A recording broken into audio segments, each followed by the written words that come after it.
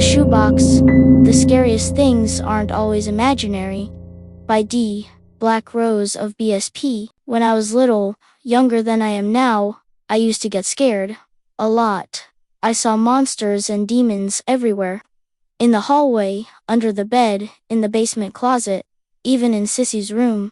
Everywhere. I had nightmares all the time.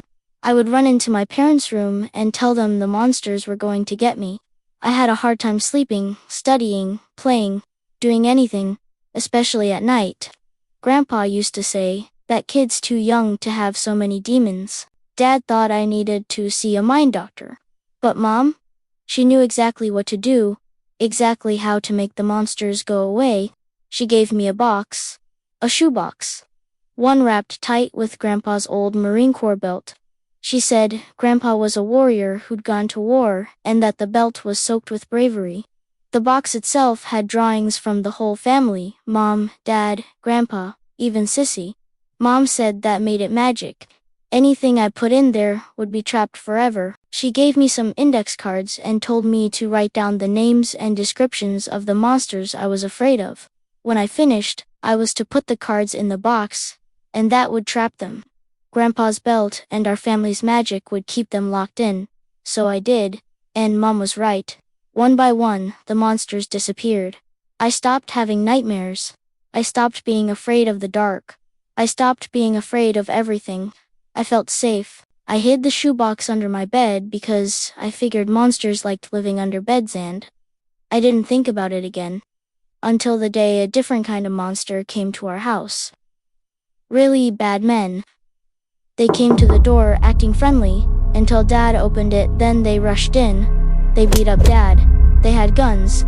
Mom was screaming. Sissy ran into my room, told me to hide, then went downstairs, and then she started screaming too. The men were yelling, Is there anyone else? Demanding to know who else was in the house. They wanted money, Mom's jewelry, Sissy's computer, anything expensive. I did what Sissy told me. I hid under my bed. I was so scared. The men kept shouting, saying things like, Do you want to get shot? I could hear Dad groaning, Mom begging them to call 911. Please. They told her to shut up. One of them kept talking about how pretty Sissy was, said he wanted to see her Where's your room. room, pretty girl? I knew that meant something bad. Dad always said no boys were allowed in Sissy's room. Then I heard one of them say they were going to tie Mom and Dad up in the basement. Another said he was taking Sissy upstairs to have some fun. Bad men, the worst kind of monsters. And that's when I saw my old shoebox. The one with all the monsters. If they scared me, maybe they could scare the bad men too. I whispered to the box. Told the monsters I was going to let them out just this once. They could do whatever they wanted to the bad men, but they had to save my family. No hurting Mom, Dad, Sissy, or me. They had to promise. At first, the box did nothing. Then, a knock. One knock. I said it again. They had two. Promise, promise. 2 knocks. We had a deal.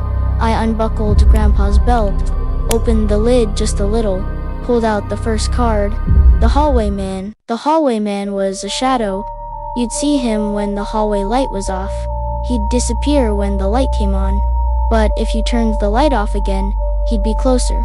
You could never flick the light switch 3 times. The 3rd time, he'd get you. I heard one of the men upstairs. Who the fuck is that? Click, light on. Click, light off. What the fuck? Click, light on. Click, light off. That's crazy, man. Click, light on. Click, light off. The hallway man got him. A scream, a crack, a thud, silence. Sissy screamed from the other side of the wall. The evil man had taken her into her room. She kept yelling, Get off me. I reached into the box, pulled out another card. Victoria, now she plays rough. Sissy's scary doll.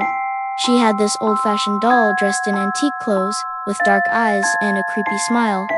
Every time I passed Sissy's room, I swore it watched me. From inside her room, I heard her screaming. The man was growling, Stop fighting. It'll go better if you don't. Then another voice. A doll's voice. Oh. So you want to play? The man swore.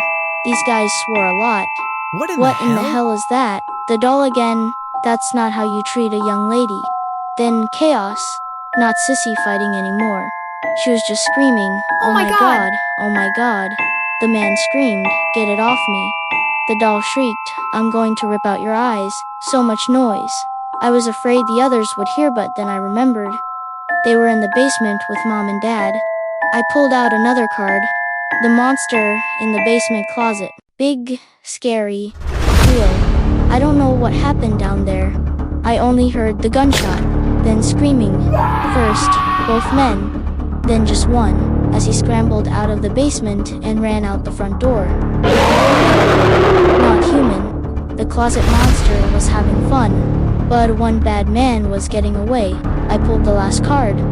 The black dog with the red eyes. I remembered him. Big, shadowy, with glowing eyes. He used to stare at me from the backyard.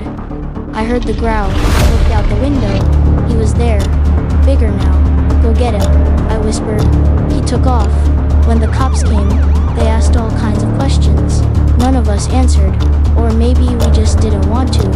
They said they found the fourth guy about a block away, mangled. The cops said it looked like he'd run into a bear. I sat in Mom's arms, listening. Dad went to the hospital. Sissy too, for some kind of kit. I just sat there, holding my shoebox. I don't think I'll need index cards for the home invaders. I don't think I'll ever see those monsters again. Knock. The shoebox agrees. This has been brought to you by Dblkrose of Black Spyder Publishing.